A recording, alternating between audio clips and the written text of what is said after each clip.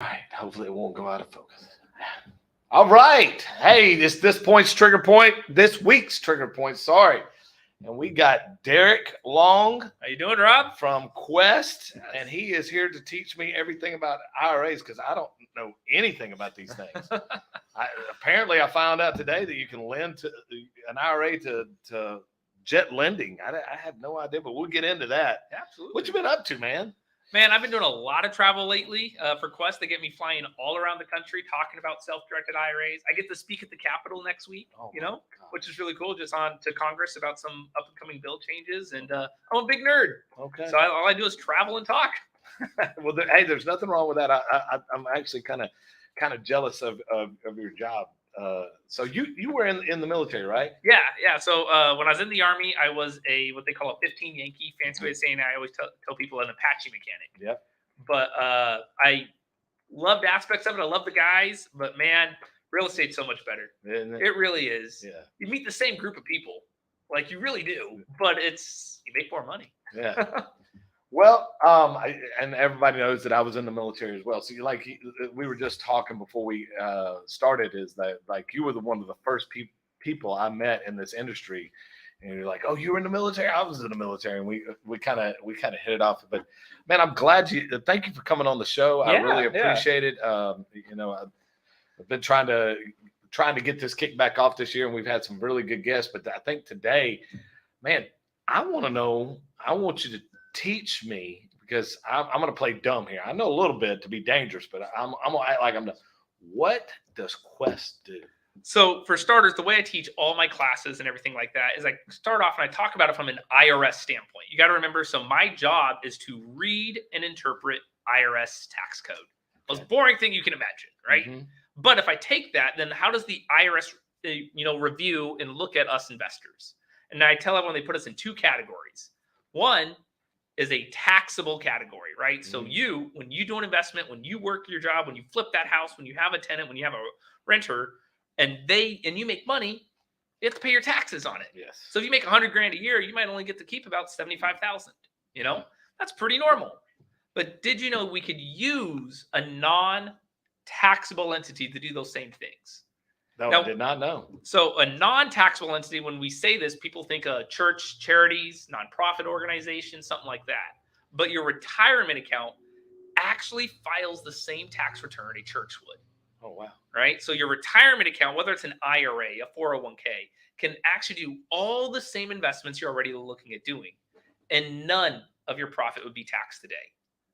So that is a huge advantage. In addition, if we think of the average person, we actually have more money sitting in those retirement accounts than we do in our own checking account, right? If you have a 401k, right, that's where you've been shoveling money away. You came from the Army, so you probably had a TSP. Yes. Right? We can use all of those, and instead of buying those mutual funds or buying those stocks, I can actually use that money to buy and sell real estate. Okay. So it's a huge advantage just knowing we can go ahead and sit out there and honestly avoid taxes. Okay. So what is a self-directed IRA? That's what I want to know. Dude, I love this question because all the time people are like, well, I need one of those self-directed IRAs. I need a SIDRA. I need an SD IRA. And they have a bunch of names for it. But I always joke with people, they're made up. Yeah. Right? There is no such thing. It's a marketing term is really what it comes down to. It's just a retirement account. Mm-hmm. And what happens is either I have a retirement account at a public company like a Fidelity, a Charles Schwab, or I have a retirement account at someone like Quest. Okay. Fidelity lets me buy stocks. Quest lets you buy real estate. Okay. There's not one that's better than the other. They're just different. If I'm using that IRA to buy Apple stock, well, I have to go to the company that allows for that. But if I'm using my IRA to buy property, I have to go to the company that allows for it. So we call it self-directed, but really that means I don't have a property for you to buy. Right? Notice you go to Fidelity. Well, here's a list of stocks. Here's a mutual fund. Here's annuities. Come to me. I go, good luck. You now just move your whole 401k over to me and it sits like a rock. Yeah. It's not invested. It doesn't earn any money. It's the client's job to find someone or find a deal, find an investment. And that's where the term self-directed actually comes from. So, and y'all kind of help with that on a monthly, weekly, quarterly basis as far as helping your clients deploy that capital, correct? Sort of. So I can never tell you if a deal's good or bad, right? And you're in real estate, right? Yeah. You get that. Now, jet lending, they get to vet your deals, right? They can say, hey, look, we're not going to lend money because this deal sucks. Or they're like, yep, we're absolutely going to lend money because this deal makes sense. Whereas all I can do is provide education. Okay. Right. So I bring in people like you. I bring in, people like Eddie and Alex and stuff, and I bring them into our platform so you guys can talk about doing those due diligence, talk about either borrowing money or lending money, which leads right into why people love to use their IRAs. And believe it or not so much to borrow, right, to buy a property, but usually more to invest in companies like yours. Okay. So we talked about this before we started. People can use jet lending. Kind of explain what you meant by that. Like they can use their IRA to invest in jet lending. Yeah. So there's two sides of your guys' company, right? And you guys always promote the one side and you don't talk as much about the other side, right? But the first side that everyone knows about out there is I found a deal. I need to borrow money from the lending company, right? Yes, that's our main source of. And that is your main source. But there's a separate side of it. Right now, you got to understand that, Rob, before anyone borrows money from you, do you vet the deal? Oh, yeah. Do you vet the tenant? Yep. Or vet the borrower? Yep. Do you make sure the credit score is good or meets your criteria? Do you make sure the deal makes sense? All the underwriting procedures that are necessary to satisfy a bank line or any of our private lenders. So if I found this $100,000 property, you guys will lend 70, 80%, 70%, let's just call it 70% loan to value. That's pretty common, right? Well, now I have this $70,000 that I'm borrowed from you, and you guys have a note. And I'm going to make a monthly payment to you, right? As a borrower, that's pretty common. Well, Jet will actually take that same note, and if you would like, they would sell that note to anyone's retirement account. This means no longer am I making a note payment to Jet. I'm actually making a note payment to anyone out there. It is one of the easiest things you can do because you guys did all the footwork. You did all the vetting. Get this, though. In addition, hi, Haley. I saw your message pop up there. Glad to see you. So in addition, though, let's go ahead and say that, you know what? I'm going to buy this note from Jet Lending. Right? They have vetted the borrower. They know this is a good deal, but for whatever reason, the borrower doesn't make a payment. Jet buys the note back. Yeah. You guys take care of the whole foreclosure process. You'll take care of all that and secure me as the quote unquote lender. And I think it's really unique because so many of you out there, you have a 401k, you have an IRA, and you're like, well, Derek, I love the idea of self-directed, but where can I park my money? Who can I invest in? What do I do with it? Right? Well, call up Jet, right?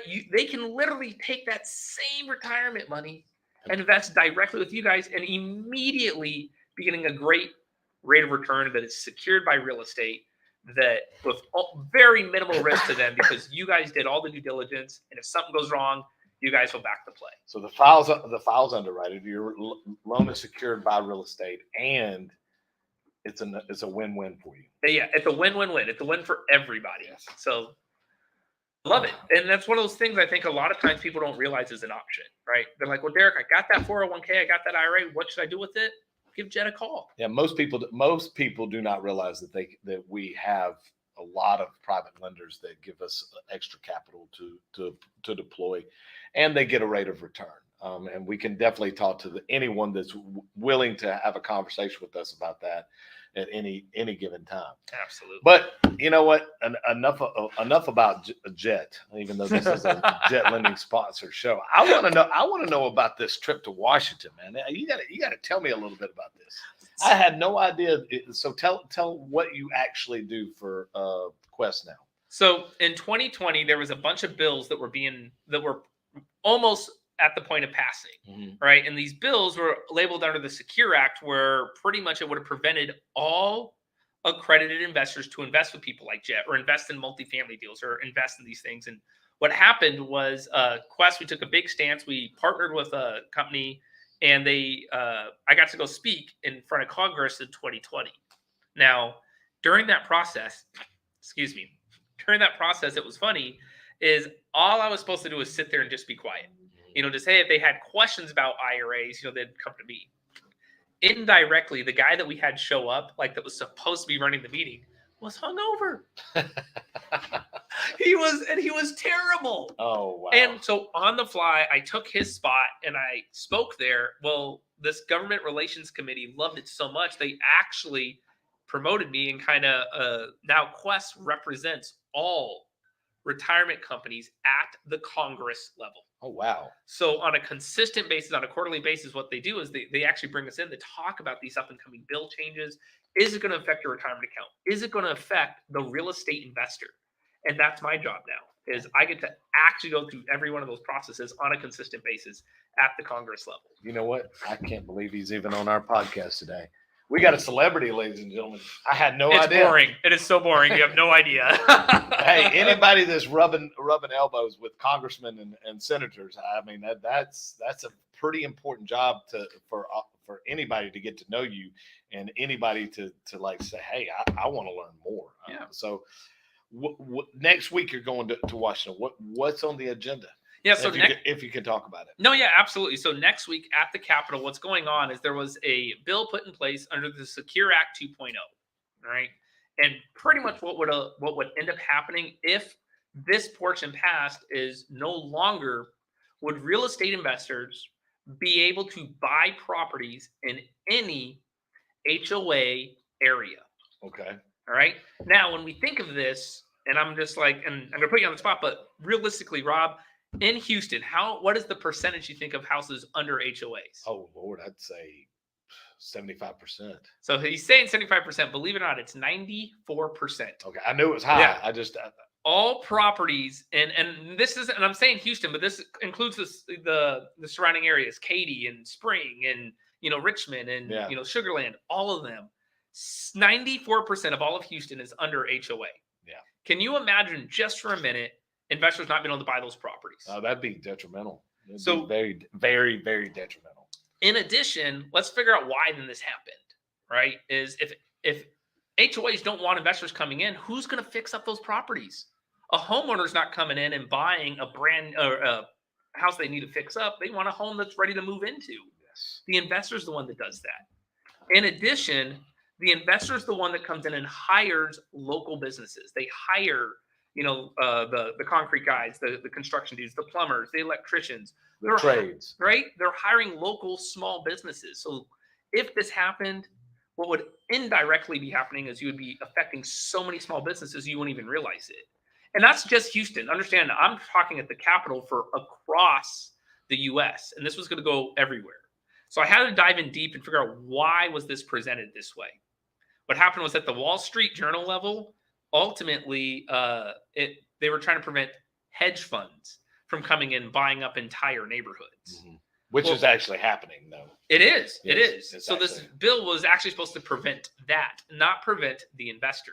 Now, if I know nothing about real estate, if I am not a real estate investor and I just see someone coming in buying up all these properties to sell them for a higher value, I can understand why you would put a real estate investor and a hedge fund in the same category. Absolutely. But we're not. No, it's two totally different things. A hedge fund is,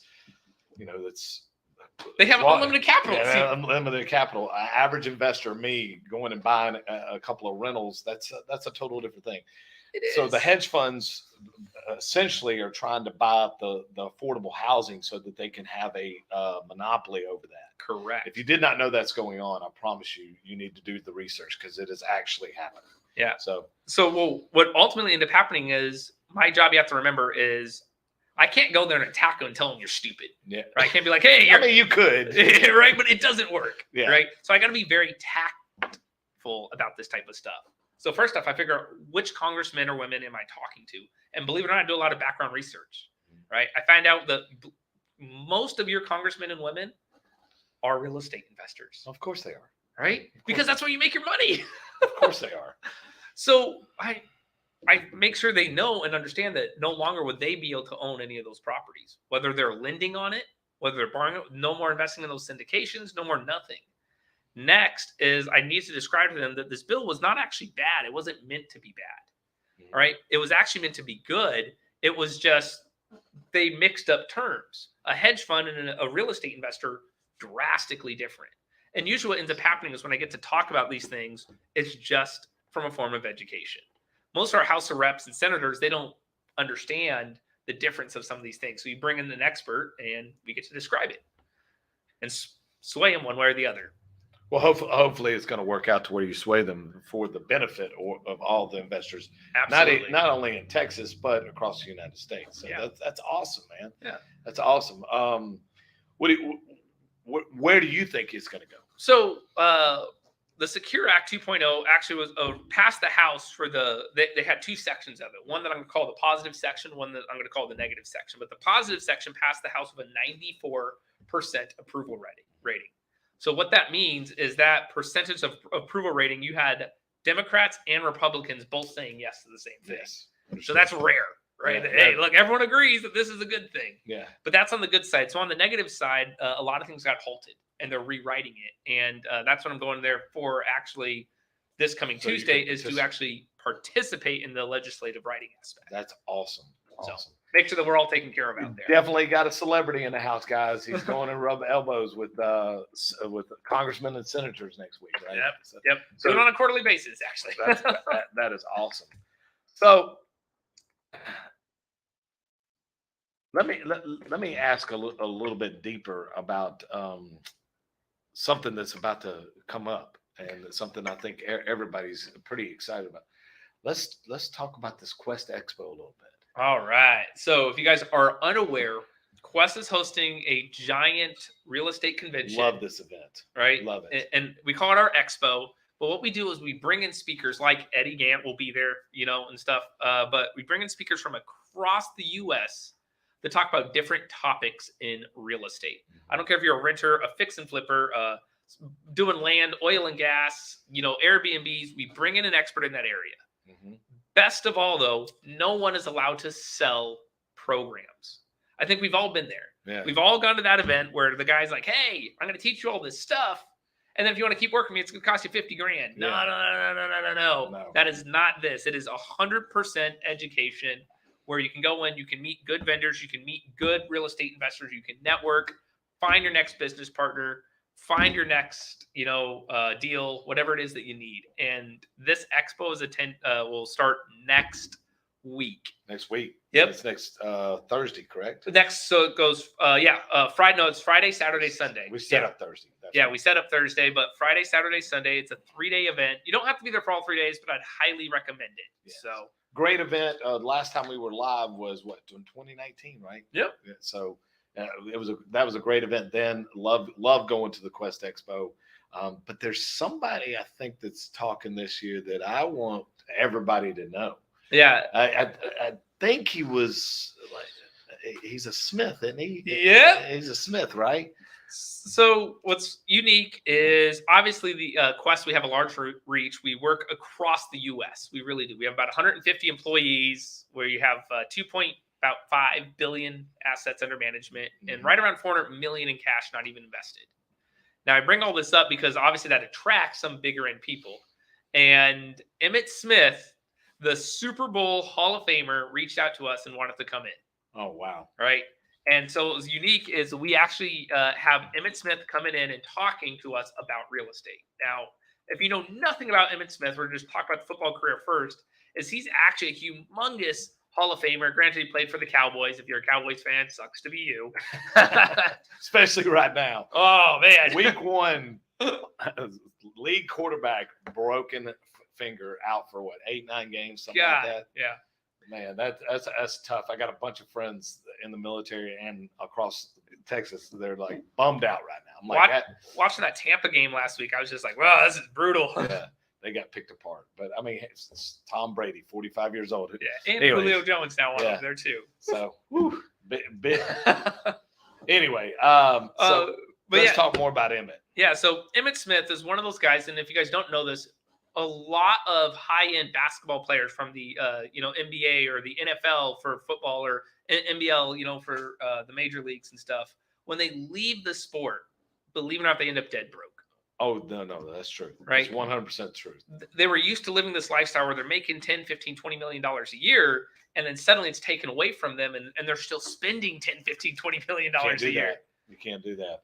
While Emmitt Smith was actually in the NFL, becoming a Hall of Famer, winning Super Bowls, he was actually a real estate investor. He was using his money. He did wholesaling. He did joint ventures. He did notes. He owns rentals. He did fix and flips. He did multifamily passive income syndication. coming in. And he was active in real estate. When he got out, it was such an easy transition for him. His income never changed. In addition, he's actually now to date has made more money in real estate than he did in the NFL. Interesting. And so he's one of those guys that he's actually really down to earth. Like, I don't know, when you meet certain celebrities, like you always hear those horror stories that they're just like, don't talk to me, or they're assholes. Yeah. Or I'm sorry for the language. No, I mean, it's true. I mean, they think that they've arrived and they've gotten to a certain point that they can't be humble enough to speak to the average person. But no, Emmett's a good guy. He is. He's going to be there. They'll sign autographs and meet everyone, shake your hands and stuff. So if you are an NFL fan and you're an Emmitt Smith fan, especially, absolute must. You've got to meet him. You got to come in and check him out. Yes. So we got the Quest EXPO. You're going to Washington. You're going to speak about this important matter with Congress about HOAs and not letting investors in. Hopefully, we get that sorted out. But what else you want to talk about, man? Let's honestly. So the biggest topic I think of the day is what is about to come in the next turn of this market. Right? We've seen, I think, since 2020, since the whole COVID crap happened. Mm-hmm. Real estate's changed, has it not? Yes. Right? I'm sure the way you guys underwrite loans. The way we do business has changed. And I'm gonna speak a little bit before I let you go there. There was a guy, I went to a women's conference this week, women's real estate conference up in Dallas. There was a guy that came in and talked about crypto. Had everybody lost except for me. I was just sitting there like, that doesn't make sense. That doesn't make sense. That doesn't make sense. Everybody in the room was just like, you could see them on their phone. I'm like, no, none of that makes sense. No. So we went to a bar afterwards. It was a little happy hour, and I sat down with him. I was like, no, you're going to explain how this works. You're going to explain what an NFT is and all this stuff. Just to give y'all a heads up, your minds are about to be blown. And if you don't start getting educated now, I mean, Alex, I'm going to bring this guy in so he can talk to me. And Alex, if we don't start changing the way we do business right now, and 5 years from now, everybody's going to be out of a job. And that's the thing. And it's actually something that's really scary. Yes. And it's something that a lot of people, they just don't see. They haven't noticed. They haven't blockchain, really the way that we're going to conduct business and move forward with the future. What do you think we're doing here? Do you think me and Rob like to be on camera? We're trying to educate people and get people involved early, because I'm telling you, if you think that it's not going to change, we're 2 to 3 years away from a complete overhaul on how you conduct business in real estate through financial transactions. All of the blockchains coming. We can't stop it. It's coming. And that's the thing. So right now we're seeing two. And remind everybody that I get to see more investments than probably anyone else out there. Anyone you've ever had on here. I have 21,000 clients. I get to see all their good investments. I get to see all their bad investments. And right now we're seeing more people hoard money. Yes. Right? Why are they hoarding money? Why aren't they going out there investing? Why is Quest sitting on over $400 million in cash and no one wants to do anything with it? I don't know. That's a good question. And there's a lot of people under the impression that the housing market is going to go ahead and start to take a little bit of a tank, to where then we can go out and we can buy all of these properties, right? Mm-hmm. And we can buy up properties left, right, left, right, left, right. And I think there's a strong argument to be made that could be happening. And notice I'm using the term could. Yes. And I'm with you on the could. Right. Nobody really has a crystal ball right now. And Eddie said it on this show a couple of weeks ago. His crystal ball's broke. Yep. He's not for sure what's going to happen. Nobody's really for sure what's going to happen. And that's the problem. Yes. So one of the things that we need to understand is if you're out there and you're hoarding money, right? And I don't care if it's in your IRA, if it's in your checking account, still be on the lookout for good deals. Mm-hmm. I've seen a lot of people that are like, oh, I'm just not looking at real estate right now because I want the market to crash. That's silly. Yeah. Like, what are you doing? Like, that's why you're hoarding your money to buy if properties. You're out there hoping for the market to crash. Like, what's wrong with you? Come on. Yeah. Like, nobody wants to go through that. So please stop hoping for the worst. But next is quit letting your money sit. Yeah. All right. Put it to work. Really, honestly, just put it even in something passive, which is why I was mentioning investing in you guys earlier. I'm just tired of seeing people just let their money sit. And I get to charge you a fee. By the way, I charge you $125 to invest in them. You should do it because I get paid. A whole whopping $125. Come on, guys. But that being said, where is the market going, right? Should we be looking at buying more property? Should we be looking at doing single family homes? Should we be looking at doing those commercial deals? And I am predicting that we're going to see a drastic change back to single family. And the reason I'm saying this is every time I go to an event, I have 10, 15 of the same conversation. Hey, Derek, I'm raising capital. I need $10 million to build this multifamily complex. This is the best multifamily deal out there. This is the best storage unit. This is the best senior living. And I'm raising my $10 million. And I'm like, great. So is everyone else in the room. Yeah. So is everybody else wants to do new construction, multifamily. I'm raising all this money. Can we get this done? So. Yep. And what's gonna end up happening is a lot of you guys out there are starting to overbid for that same multifamily complex, for that same senior living facility, for that same storage unit. And I'm watching, there's some really good guys out there that are raising capital right now, and they're just letting them, they're like, yo, we're not bidding on anything because we'll bid on it. Then you got all the new guys that come in and they're overbidding for these complexes, right? And so as they overbid for all of these properties, right, ultimately what's going to happen is they're raising this capital and they're not going to get done what you think they can. And everyone's going to start to see this and they're going to shift back to the single families. Safer. They're going to shift back to, well, I own my property. I didn't invest in someone else. This is mine. This is, and they have more control. And I firmly believe we're going to start to see a lot of that happen sometime in the January to April quarter of next year. So I would have 100% agreed because guess what's over? I think COVID's over. COVID's over. We're not in an election cycle. We're in an off year.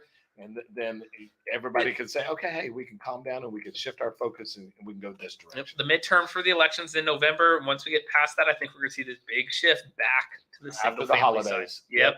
Hey, look, you know what? It's a new year, new me. What am I going to do? Yeah. This is not working over here. I want my money to start working for me in 2023. So I think I'm going to shift up. I can definitely see that. Yeah. I can definitely see that. And it's funny because, like I said, I get to see so many investments come in, and I see 10 of the same guys, like internally in our company, bidding on the same project, and I'm like, whoa. The guy started off at $9 million. They ended up at $18 million. They doubled their price somehow. Like, what are you doing? Yeah, you gotta stop bidding out of control because sometimes a deal is just what it is. It's not a deal. You know what's funny is I don't know if it was actually, it might have even been you, Rob, but in like 2018, I was one of those people. I found a house, I made an offer on it, and I was buying the house from a wholesaler. Okay. Found out later the wholesaler was making like 40 grand from me. Yes. Unfortunately, that can be common, which it shouldn't be, but hey, it happens. Anyways, I was one of those people. I was trying to make a deal work. And I'm just going to say I was quote unquote deal horny. All my numbers made sense. And I don't know if it was you, if it was Eddie, it might've been Alex, something, but someone on your team looked through it and you guys wouldn't fund the deal. Right. And I was like, but why? I got enough money in the bank. And you're like, we can fund it. And I think Eddie actually pulled me aside and says, Derek, listen, if we go through and we fund this deal, you're going to run into these problems with actually building permits with HOAs. And this just comes from experience. If you really want, I'll push the loan through. And just because of who I was, and I had to make the hardest decision of my life. And that was what I thought was hard was walk away from $3,000 because I already had my earnest money tied up. And if I didn't walk away from it, I would have probably ended up investing more than I expected. And it was funny is after that, I realized like, dude, if someone's not going to fund the deal, guess what that means? It's probably not a good deal. Derek, I'm going to tell you this. This hits home this week. There was a lady ghosted me for 2 weeks. Okay. It happens. I finally sent her a text on Monday, said, hey, I hope I didn't do anything wrong. I was just trying to help you. Please give me a call so we can discuss. Yeah. She waited till yesterday. She called me. I was sitting tired, didn't want to talk to anybody, and that phone rang, and I was like, you know what? I want to talk to her. I was wiped out from my trip to Dallas, and so I picked up the phone. She's like, Rob, I shopped you around. I'm sorry. I've come to the conclusion you were right. This property is not worth what you told me it's worth. I'm paying way too much for it. I just want you to know that I'm not going to go anywhere else because you told me the truth. And these other guys were just, oh yeah, we'll get it closed. We'll get it closed. We'll get it closed. And she did enough research on the property and went back and said, you know what? Maybe Rob's Maybe there's something to it. Everybody else is saying yes, and Rob's saying no. You're spending too much on the property. At the end of the day, when I pick up the phone and I tell a client, "Hey, I see the numbers here. This is where we've underwritten the file. I think that you're honestly paying too much for this property, and here's why." It does me, the staff, nobody in this office any good to tell you you're making a mistake. Because guess what? I only make money when you sit at a closing seat and sign docs. Yep. That's the only time I make money. That's the only time Jet Lending makes money. So if I'm telling you, no, you don't want to do this deal, or maybe you need to readjust your numbers on what you're offering for the property, there's some value in that. Absolutely. And it's funny. So was about 3 weeks ago, I was in California and I was doing an event. No, I was in Miami and I was doing an event. And there was 3 different lenders up on stage. Mm-hmm. And I raised my hand and I asked a question. And I said, are you guys just loaning to count on foreclosing on the property? Or do you guys loan to actually just kind of receive the passive income? And one of the lenders said, oh, we try to underwrite every single loan so we can foreclose because we're betting on foreclosing because that's where we make the most money. Mm-hmm. And unfortunately, guys, out there's a lot of lenders that do that. And you guys aren't one of them. We're not. No, you guys don't want to ever foreclose if you can help it. We got less than a 2% foreclosure rate. It usually runs about 1%. And we don't want the property back. We are absolutely not in the business of servicing any properties. I mean, as soon as we get them back, like the staff is like goes into warp mode. Who wants it? Find one of your investors who wants it. And we rarely have to do this. But I mean, Johnny, Eddie, they're all like, "Hey," calls me in their office. Get on the horn. Find an investor. Find somebody that wants this property so we can get it off our books. I mean, and we get it done and off as quick as possible. Yeah. We do not want them back. Like, period. So, and that's the thing. And I think that's actually very commendable. And that's probably why you guys have been in business now for 20 plus years. You know, right? And almost 20. Almost 20. We'll be 20 in January of 2024, right, Alex? Yep. Nice. So we're almost at 19. So look at that. Gosh. Yeah, time's flying. Hell, I've been here. I've been in Houston 7 years, and it just seems like, oh God, like where is the time gone? Dude, that's funny you say. I was looking through my phone. I was like, God, I was through Harvey. I went through the freeze. I went through and every time one of my houses got ruined. We actually got here at the same time, right? You got out of the Army when? It's 15 or 16? So I got out in 15. Okay. Yep. So I got out like early 16. So you must have got out November of 15? Yep. So, yep. Because I mean, like as soon as I met him at like one of the first events, he's like, "Oh, I just got out too." I'm like, "Oh, well, shit. Look, hey, didn't you work on Blackhawks or something?" Yes, like that too? I was a crew chief on Blackhawks. Yeah, so, yeah, fun times, fun times. Anyways, so back to just like using the IRAs and stuff. We always want to make sure. So if you notice the way Jet is underwriting their loans, they don't want to ever have to do a foreclosure. They don't ever want to have to go through one of those motions. And when they do, it's very rare. You said 2%? Less than 2%. That's correct, right, Alex? Less than 2% foreclosure rate. So less than a 2%. And remember, I was just talking about all of my clients out there that you're sitting there, you have your 401ks, you have a self-directed IRA, and it's not invested, right? You can literally take that money and buy one of Jet Lending's notes that they have that is secured by property, that is quick and easy, that with no problems whatsoever. And so quit letting your money sit. We are in such a weird changing market. We really, really are. And too many times people are out there and they're not taking upon themselves just to do the right thing. And so let me ask you a question because I'm a little interested. Let's say I've got money with Jet. Can I set up an IRA to where the profits from whatever money I have at Jet goes directly into that IRA? You can, but it means that the IRA had to be the one that actually invested in you. So try to think of a self-directed IRA as its own entity. Remember, you are a taxable entity. So when you do investments, you receive the profit, you pay your taxes. Okay. Your IRA, your retirement account's a non-taxable entity. So you can't mix these two up. Okay. So who did the investment? Was it me or was it my retirement account? It doesn't matter, but whoever did the investment is who receives the payments. Okay. Strictly for a tax purpose. Okay.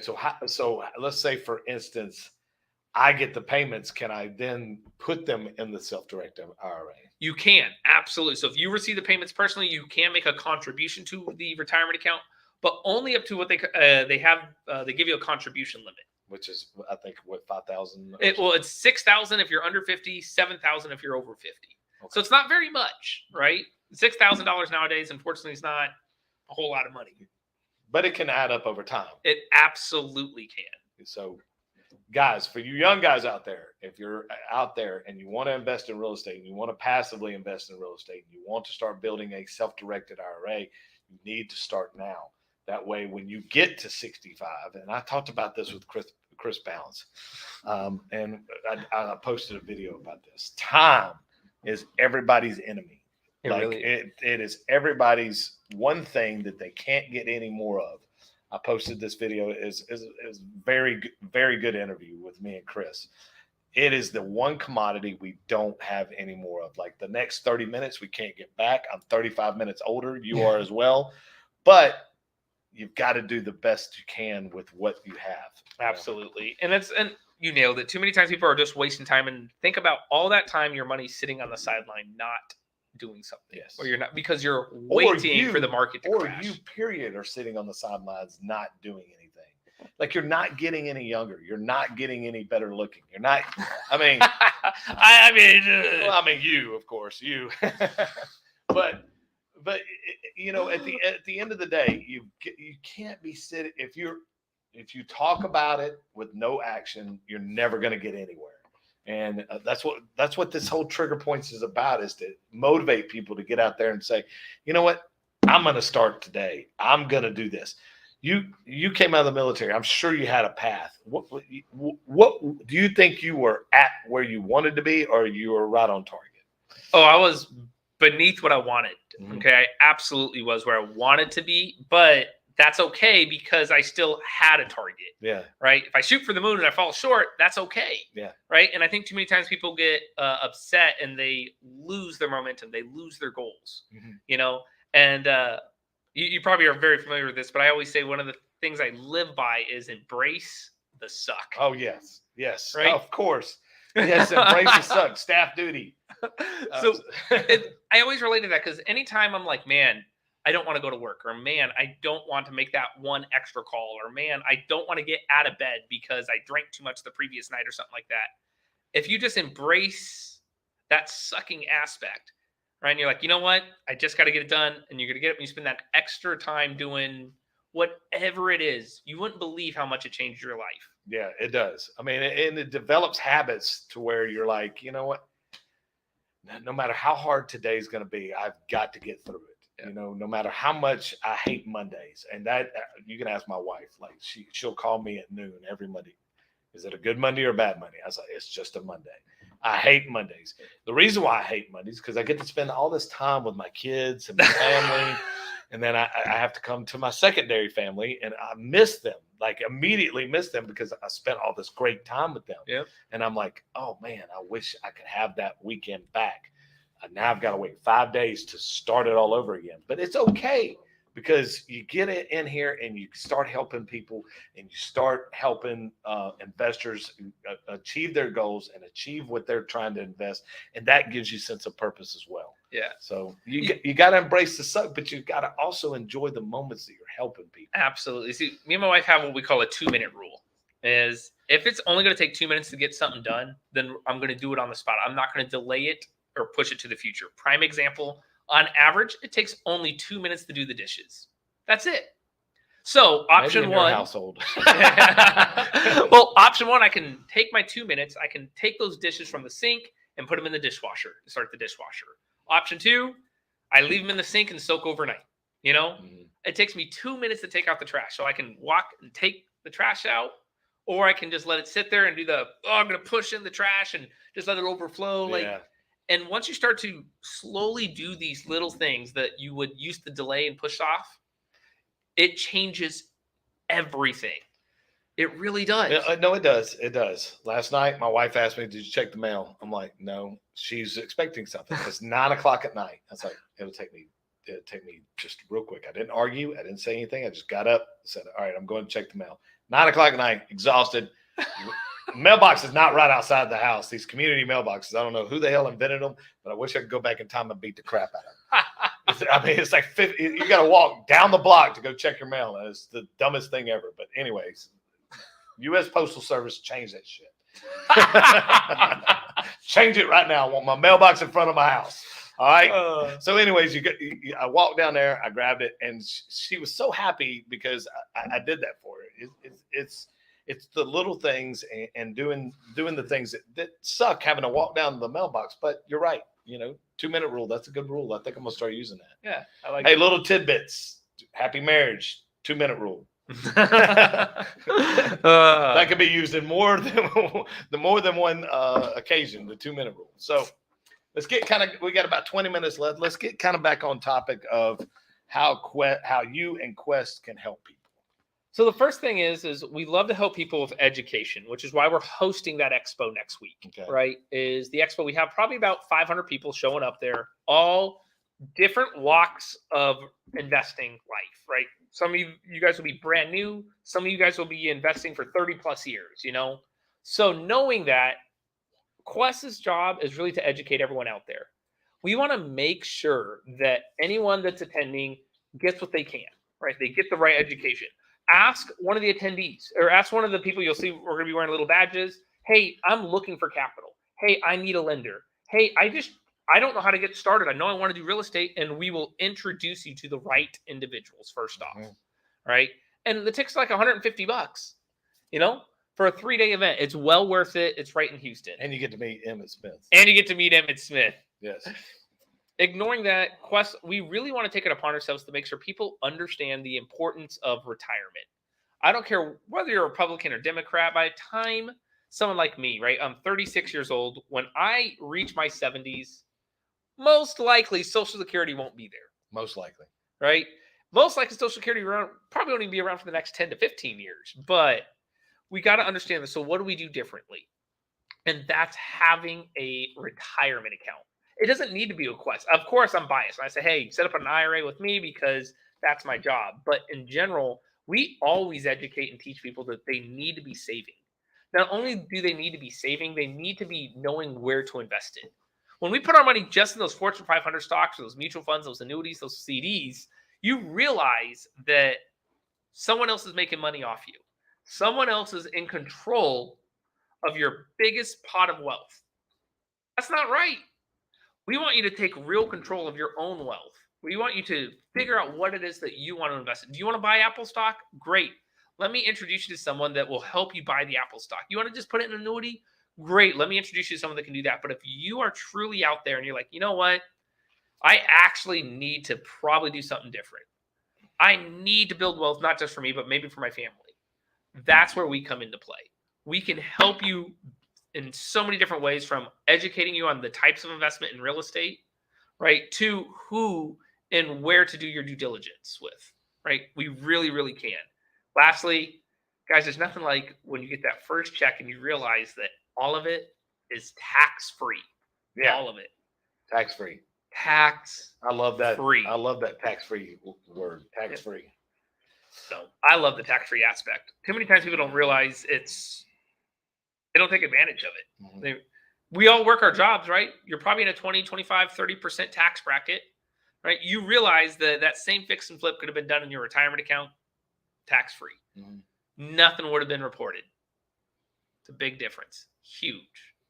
But people have got to change their focus on I want it right now, and to like a delayed enjoyment of it's there for the future. It's there so I don't have to wait till I'm 65 to retire. Absolutely. At the end of the day, everybody's like, oh, I'm working the American dream to get to 65. You got to have delayed gratification, especially if you're going to use a Quest RA to do these rehabs or to invest in real estate. It's not just simple as, okay, hey, give me that $50,000 now. It's not the way it works. Yep. It's not. On the other side of it, like just because I have been doing a lot of the Congress speeches and the Capitol speeches, a lot of you out there, you don't vote. I don't care who you vote for. Just go vote. A lot of you guys don't want to register to vote, or you're like, oh, my vote doesn't matter or anything like that. It makes a bigger difference than you can realize. A lot of you guys out there, they don't know who is representing them. You know, who was there at the Senate level or the House of Reps. And I found out a lot of people didn't know what Congress is made up of, which is made up of your House of Representatives, your senator, and your president. Yes. Right? So it's a combination of different things. And it's crazy that a lot of guys out there they don't know. They just don't. They don't know who they're voting for. They don't. I mean, it's funny. You watch TikTok, and we're not going to get very political on the show about who or I don't care who you vote for. Exactly. That's the thing. It doesn't matter. I don't care who you vote for. Pick who you're passionate about. Pick what you're passionate about. But know what you're passionate about. Know what your representative or whoever you're voting for. Know what they're backing. Know what their research is and what they're all about. Don't just blindly say, you know what, I don't like Trump or I don't like Biden. Know why you don't like them or know why you do like them. Not just because the Stay off the social media. Hey, the news media tells me that this is a bad person. Okay, well, you know what? Guess what? There's a lot of good people that get a bad rap on both sides. Yep. You know, hey, both sides have good things, so both sides have bad things. I totally support you. I think it should be against the law, and I'm going to state my opinion only, that I think it should be against the law that nobody doesn't vote. Honestly, if you're an American citizen, it is your responsibility to vote. Absolutely.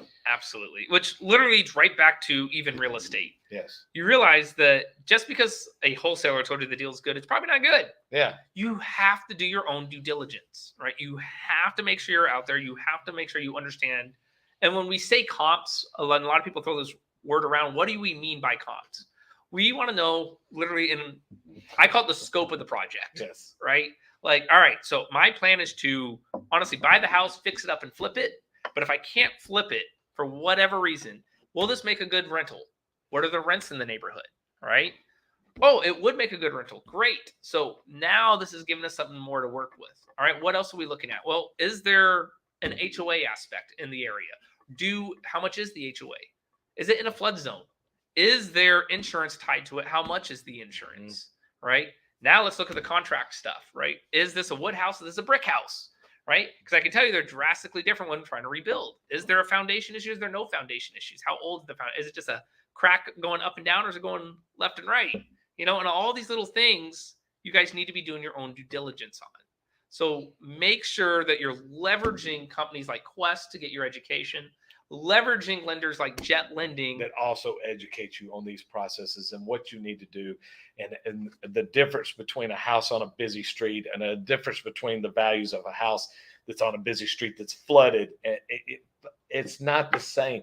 You could be in a great neighborhood. Alex, give me a great neighborhood that's on behind a busy street. Well, any really part of Oak Forest. So yeah, if you're over there in Oak Forest, what's the main strip that runs through there? TC Jester.